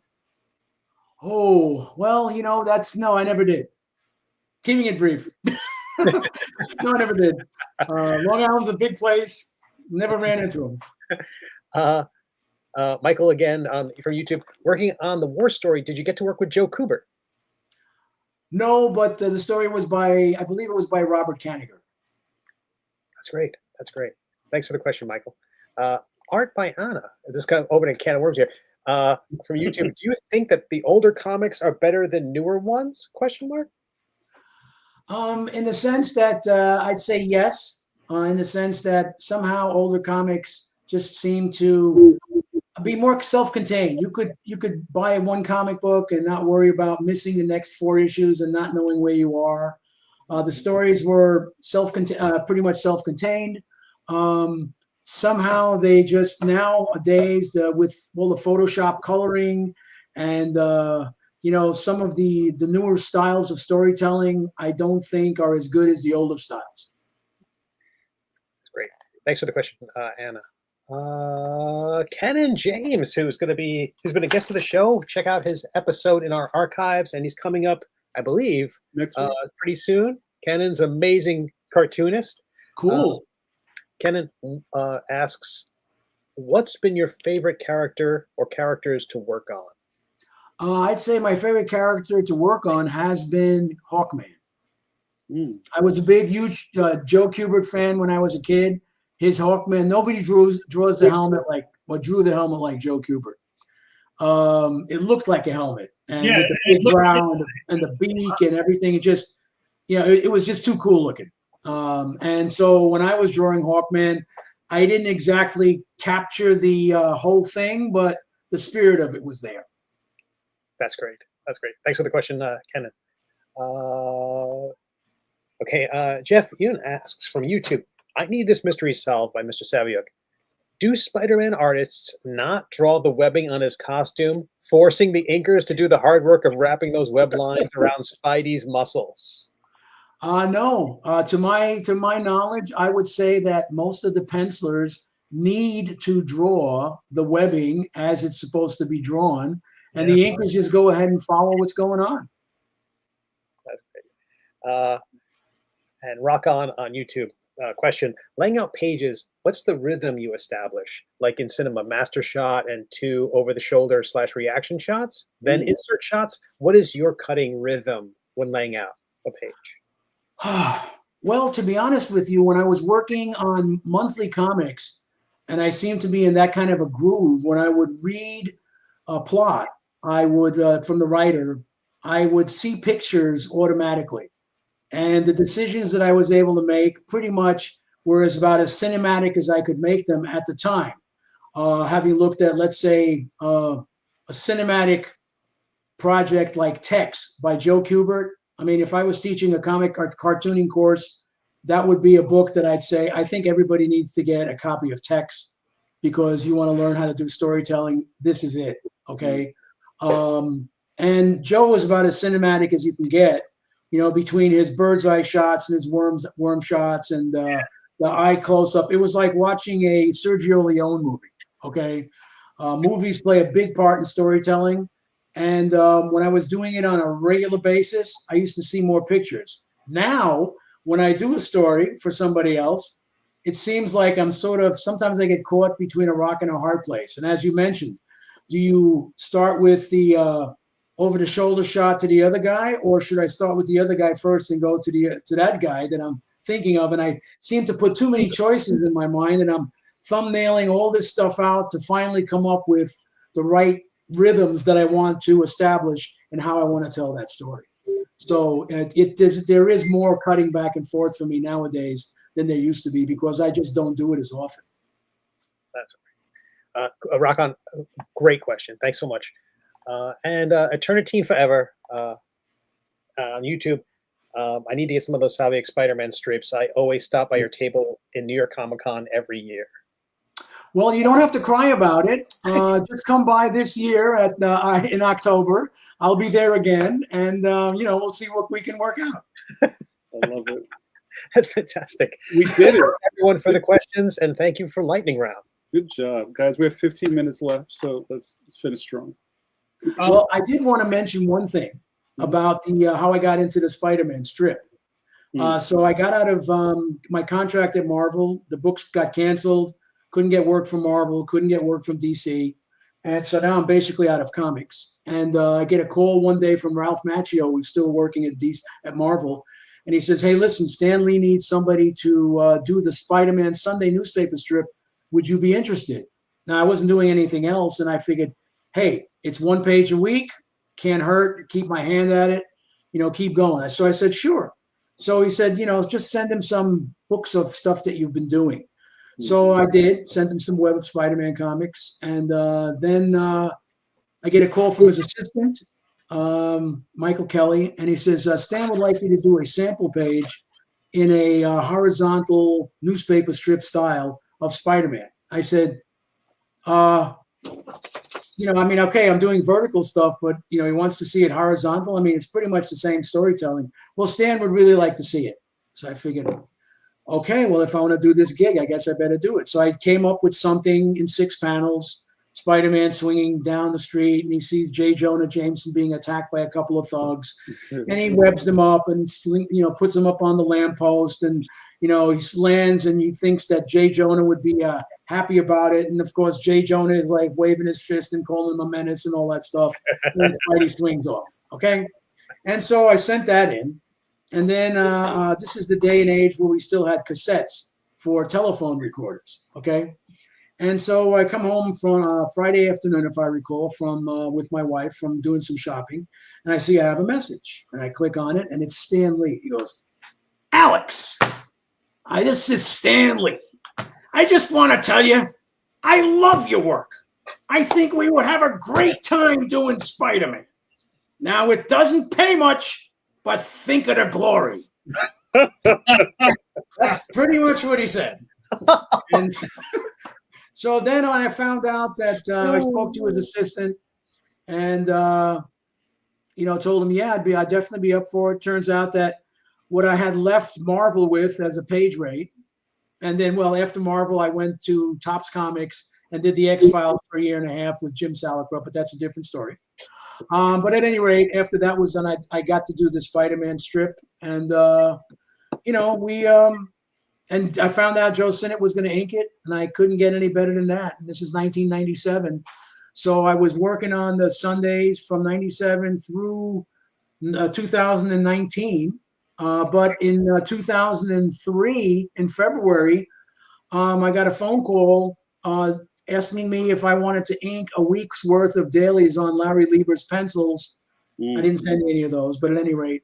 And I said, yeah, sure, what's up? And he said, well, John Tartaglione, old-time inker at Marvel, who was already in his 80s, needed to go into the hospital for some procedure.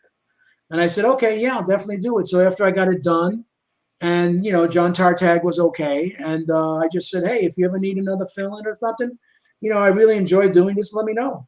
As it turned out, in November of 2003, they called me up to let me know that John Tartag sadly had passed away. I guess he had throat cancer.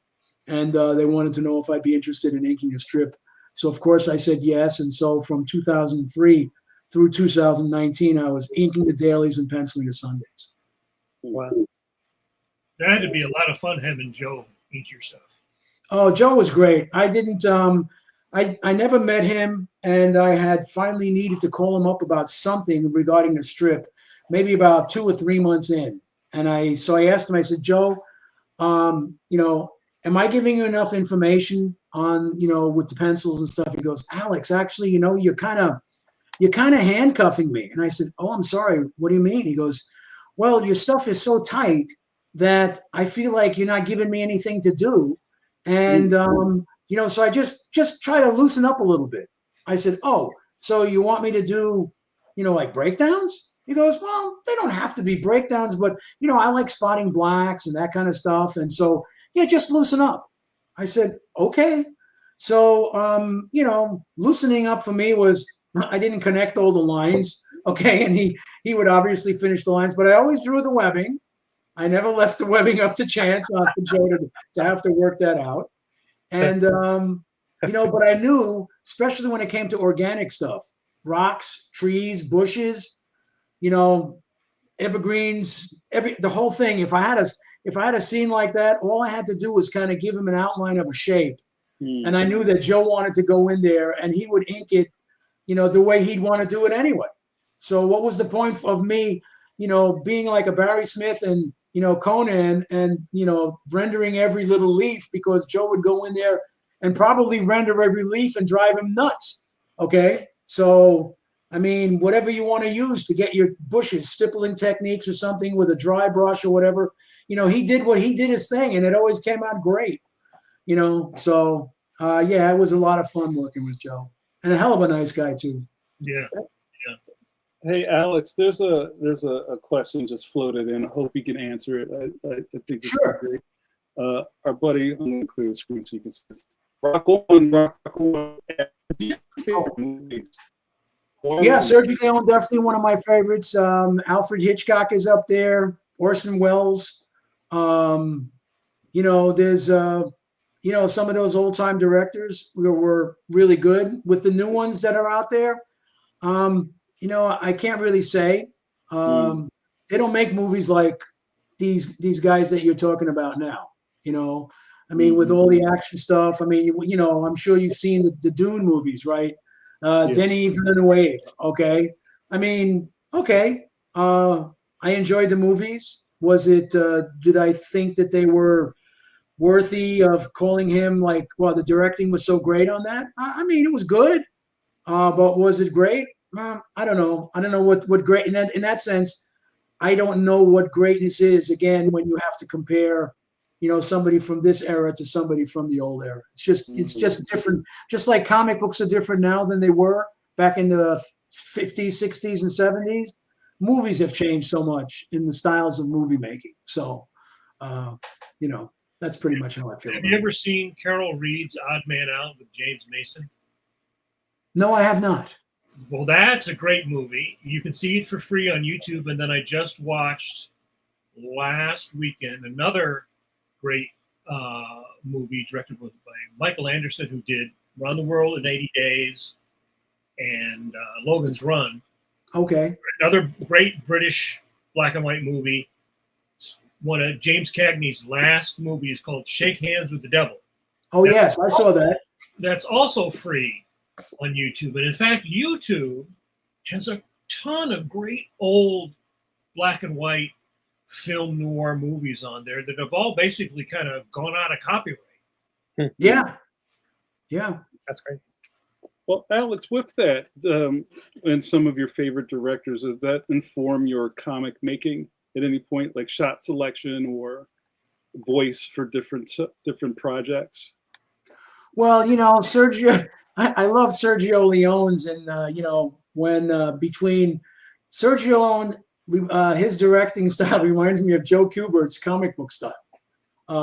You know, between that big bird's eye shot from, let's say, like a piece of a cliff in the foreground, and you know, the guy on horseback, little tiny guy in the valley, you know, in between all this great scenery, you know, you really feel like you can feel the scope of the size of the environment and how petty and small we are compared to some of the things in that one panel.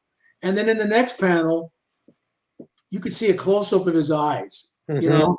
And then in the third panel, it might be a silhouette, a horizontal panel of him kind of like on the right side of the panel, you know, in silhouette. And then you might see, you know, like a medium shot of him coming up in the following panel. And then you might see a shot from the ground, you know, there's like a a gecko on the ground, and the horse is you see the horse's hooves going forward, and wow, that's a great page right there. I know, you got to go draw that. Yeah. Yeah. I mean, that's some cool stuff right there.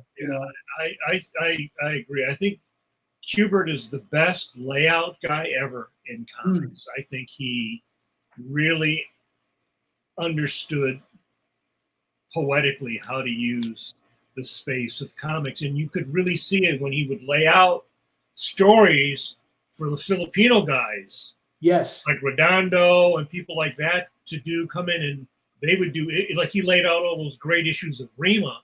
Yes. Drawing is fantastic. I know the jungle looks so pristine and clean when Redondo got done with it, whereas Joe Kubert's jungle was dirty. Yeah. And I appreciated the dirty jungle. I loved looking at Rima because that was just gorgeous stuff to look at. But man, Joe's jungle was, I don't want to go in there because I'm going to get hit by mosquitoes and everything else. Yeah. I remember reading where Kubert said that one of the things you would do sometimes is you would put the camera where the camera would not normally be. So like you wouldn't normally be with the gecko on the ground, but then looking up and seeing the horse's hooves, right? Mm. And then you would just have maybe regular panels of like the person's face or whatever. But yeah, he would always do the real contrast between things, which added a dynamics on top of the use of silhouettes, which I was talking about the other day, which has sort of fallen off. Yes. Romita does it, and Mignola does it, and I think John does it because he got that influence from his dad and the old guys. Right? And Mike got it from people like Wrightson and Frazetta. Yeah. Right? But you used to see that use of silhouette a lot more in older comics, right? Especially Bigfoot, funny animal stuff. Every once in a while, you would just have one panel that would be a silhouette. And I was trying to remember where I read this, but I remember like every page. There used to be a thing where like every page would have a close up, an establishing shot, a far away shot, and a silhouette. Like that would make those variety of shots on a page would make an interesting comic book page, and that you always left 30% of the at the top or for balloons. Right. Yeah. Yeah. I remember hearing that in the very beginning, and I think a lot of that stuff has sort of gotten lost because that's something you would hear from a Kubert or a Dick Giordano or a John Romita would tell you, this is good, but you're not leaving room for the balloons. Right. And especially if you worked Marvel method because you didn't get the script. That's right. Yeah. So when you I remember Shooter told me a long time ago, and I only worked with him one time, but he wanted to show me, using the 6-panel grid, and even Will Eisner would say, "Hey, listen, not that Will Eisner's splash pages were always designed, to get that logo in there and make it look really cool. But after that, it was pretty straightforward storytelling. Okay."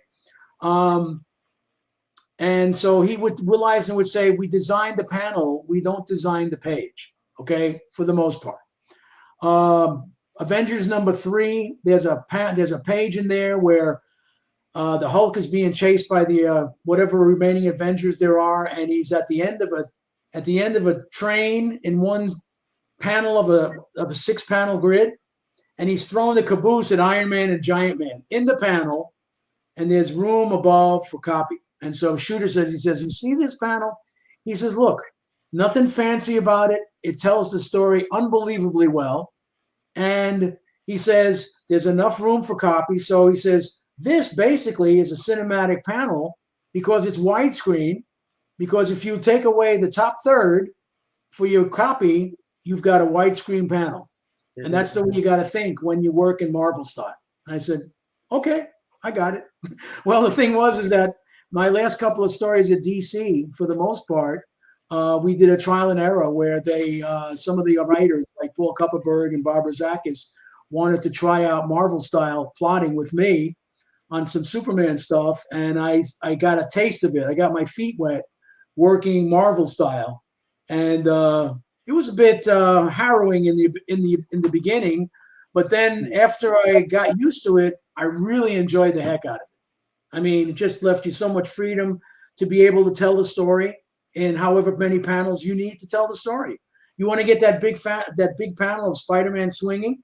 That's fine, as long as there's room for the 3 or 4 other panels you have to frame that figure to move the story along without, you know, overcrowding. But I mean, if he's swinging and then he's going to be, you know, thinking, and then he's going to be landing on the Daily Bugle, and then he's going to be changing into Peter Parker, you don't need big panels for that. You got that big swinging shot right there where you open, you go, oh, cool.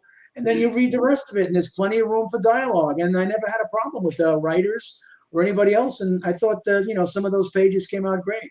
That was the time I'd say when I was in the early 90s, there was a 4 or 5 year period where I still look at my work now and I look at it and I go, geez, you know, I was pretty good once. You know, that's kind of like the way I feel about that stuff because, gosh, you're just doing it. It just, I remember laying out a page. Well, I wanted to get an extra page out for FedEx by the late afternoon. And I looked at the plot and I said, yeah, I could do this. And I did a breakdown on that page in an hour and a half. Wow. The pictures just came right out on top of my head and I was able to put it down.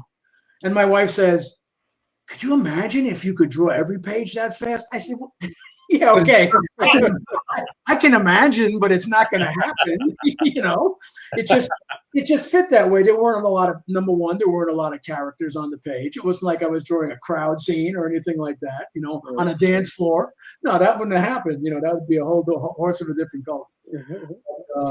You know. All right, guys, that's it for us. That's it. Okay. Guys, pencils down. Pencils down. Alex, we've barely scratched the surface here. You've been a fantastic guest. I beg to ask you, would you come back? You mean for part 2? Can we do a part 2 with you? We can do a part 2. Right. I just want to tell you, I did an interview once with some guys in Australia because I was drawing the Phantom. Yeah. And I forgot what time we started, but finally the guy said to me, you know, we've been on this now for 3.5 hours. Can we stop? I said, oh, really? Gosh, we lost track of time, didn't we? I said, but I didn't finish. Well, we'll have to do a part 2. So anyway, yes, I'd love to come back sometime. And, pick up where we left off, and I'll have some more. I'll, you know, collect some more artwork, you know, so we can, you know, show the people some of the other things that we're talking about. Well, fantastic. Yeah, we won't take too long. So after we're finished with this, we'll try to get a booking on hopefully before the fall, if you have time. Oh, sure. Yeah. Just to keep the blood flowing. Well, thank you, Alex. If you want to hang out for our call off. Yeah, it was nice meeting you, and Steve and Mike, and we'll see you down the road again. No problem. Thanks awesome. a lot, guys. Appreciate it. Oh, thank you. All Thank you, Alex. Have a good one. Okay, bye now. Bye. Good night. Guys, let's see. Alex is fantastic. If you somehow missed where to follow him, he's got a fantastic Instagram. Alex Saviuk.